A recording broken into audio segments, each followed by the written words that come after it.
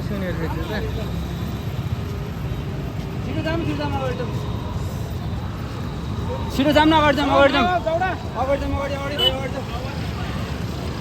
वहाँबाट आउँदैन फेरि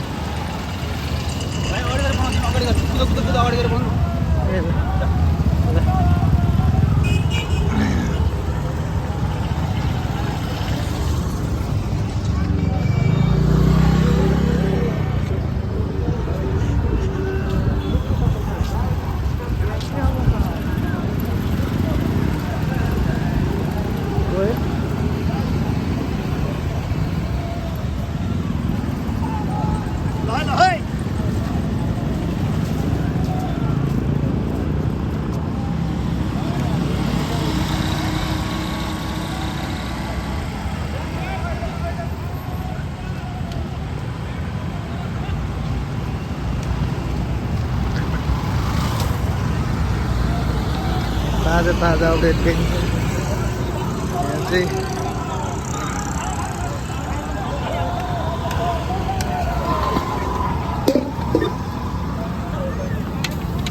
बाल्टी साल्टी हो सब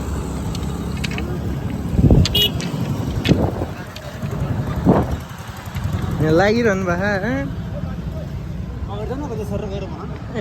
ल के भन्नु त खै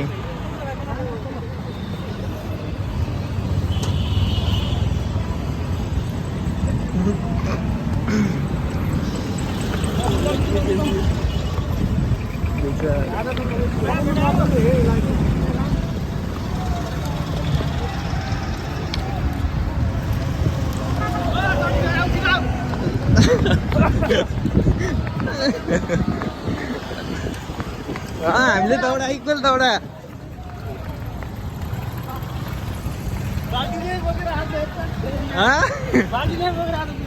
उता नि गइसक्यो अन्त सबै हामीले दौडा जस्तो भाइ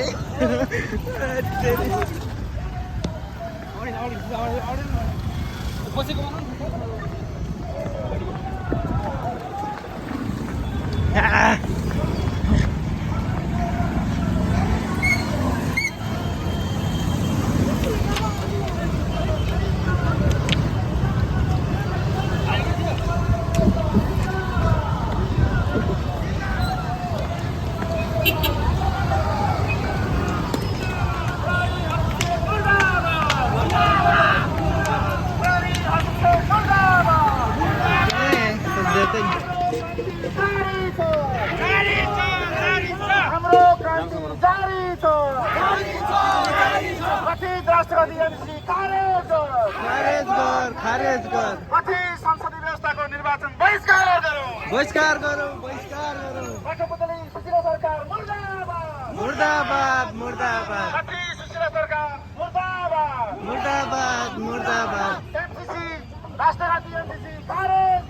खारेज गर राष्ट्रवादी एमसीसी खारेज गर जिंदाबाद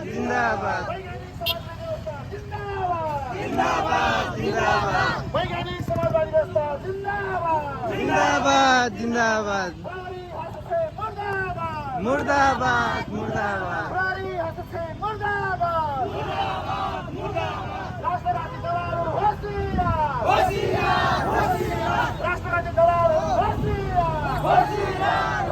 राष्ट्रवादी दलालहरू होशियार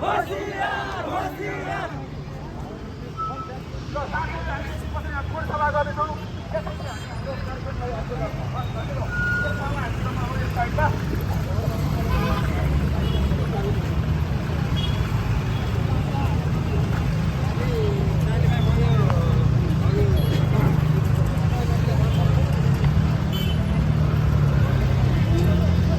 सम्पूर्ण क्रान्तिकारी साथीहरूमा लाल अभिवादन।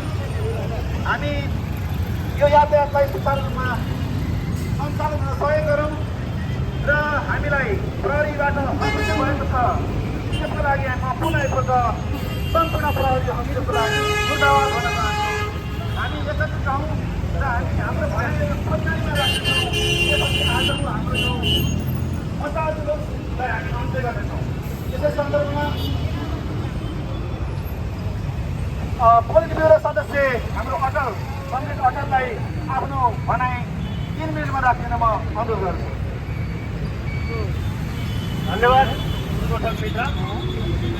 आज हाम्रो यो 6वटा वामपन्थी पार्टीहरूको संयुक्त आन्दोलनमा त्यसैभरि मशाल जुलुस भइरहेको छ र भोलि काठमाडौँ उपत्यका, काठमाडौँ, ललितपुर, भक्तपुर बन्द छ।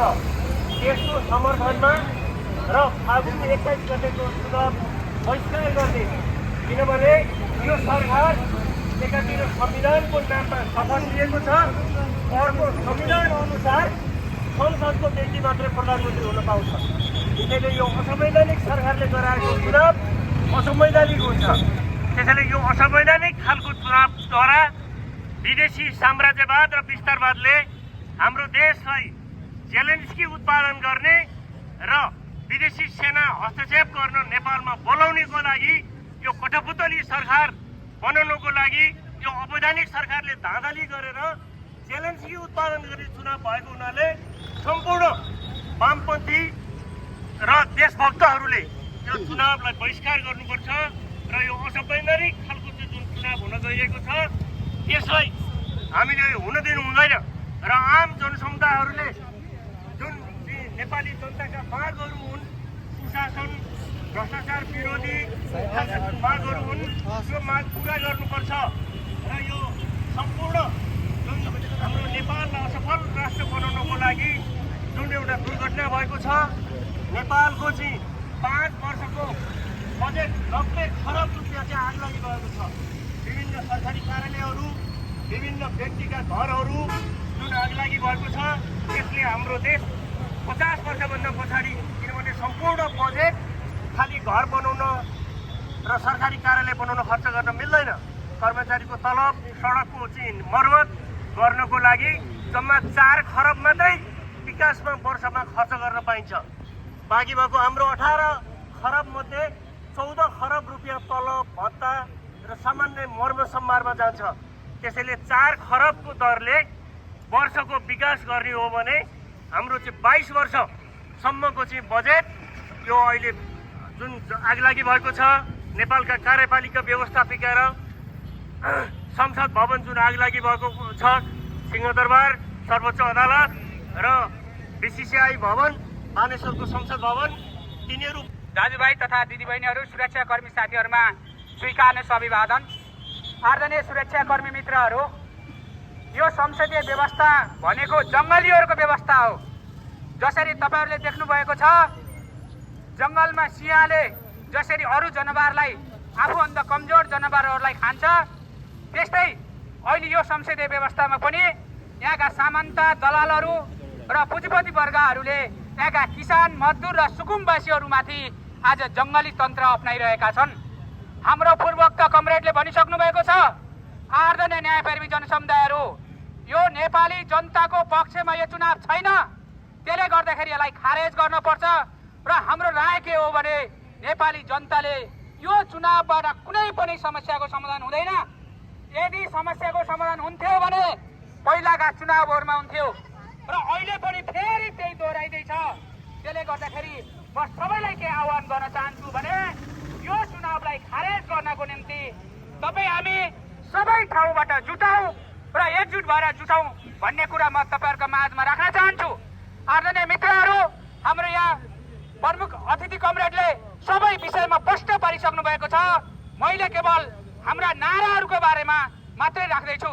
फागुन 21 को निर्वाचन बहिष्कार गरौँ, फागुन 21 को निर्वाचन बहिष्कार गरौँ, नौटंकी चुनाव बहिष्कार गरौँ, नौटंकी चुनाव बहिष्कार गरौँ, स्वाधीन संयुक्त सरकार गठन गर,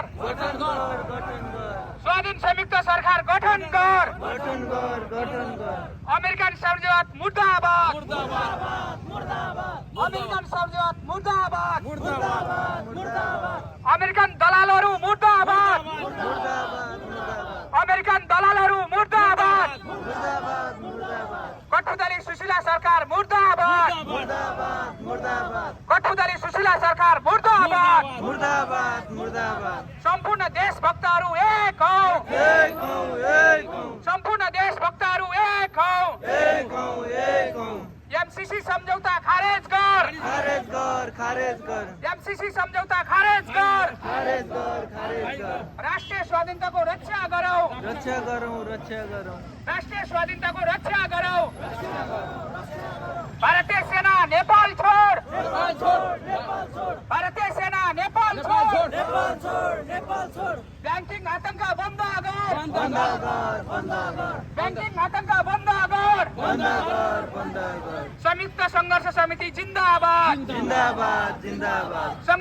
संयुक्त सङ्घर्ष समिति जिन्दाबाद। जिन्दाबाद, जिन्दाबाद। वीर शहीदहरू लाल सलाम, वीर शहीदहरू लाल सलाम। लाल सलाम, लाल सलाम। होलीको उपत्यका बन्द सफल पारौ, सफल पारौ, सफल पारौ। होलीको उपत्यका बन्द सफल पारौ। सफल पारौ, सफल पारौ। फागुन 21 को निर्वाचन बहिष्कार गरौ, बहिष्कार गरौँ, बहिष्कार गरौँ। फागुन 21 को निर्वाचन बहिष्कार गरौ। नौटङ्की चुनाव बहिष्कार गरौ, बहिष्कार गरौँ, बहिष्कार गरौँ। नौटङ्की चुनाव बहिष्कार गरौ। बहिष्कार गरौँ, बहिष्कार गरौँ। स्वाधीन संयुक्त सरकार गठन गर, गठन कर, गठन कर। स्वाधीन संयुक्त सरकार गठन गर। गठन कर, गठन कर। अमेरिकन संयोजक मुर्दाबाद, मुर्दाबाद, मुर्दाबाद। अमेरिकन संयोजक मुर्दाबाद, मुर्दाबाद, मुर्दाबाद। अमेरिकन दलालहरू मुर्दाबाद, अमेरिकन दलालहरू मुर्दाबाद। कठुदली सुशीला सरकार मुर्दाबाद, कठुदली सुशीला सरकार मुर्दाबाद। सम्पूर्ण देशभक्तहरू एक हौ, सम्पूर्ण देशभक्तहरू एक हौ। एमसीसी सम्झौता खारेज कर, एमसीसी सम्झौता खारेज कर। राष्ट्रिय स्वाधीनताको रक्षा गरौँ, राष्ट्रिय स्वाधीनताको रक्षा गरौँ।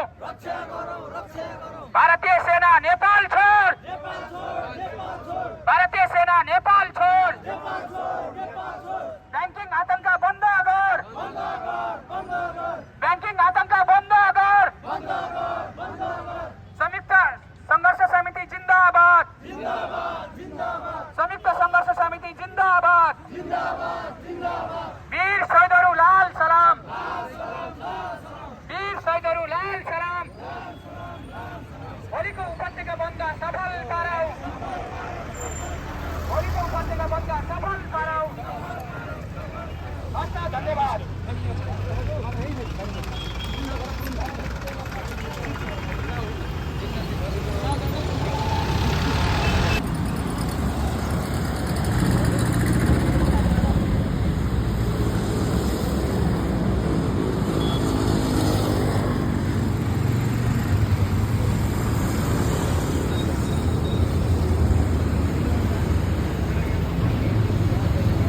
हामी साँच्चै वामपन्थी र देशभक्त हौँ। यो देशप्रति माया छ भने अहिले चुनाव होइन, यो देशलाई निकास चाहिन्छ। साम्राज्यवाद र विस्तारवादका गोटी होइन, देशलाई माया गर्ने यो खालको संयुक्त राष्ट्रिय स्वाधीन संयुक्त जनसरकार चाहिन्छ।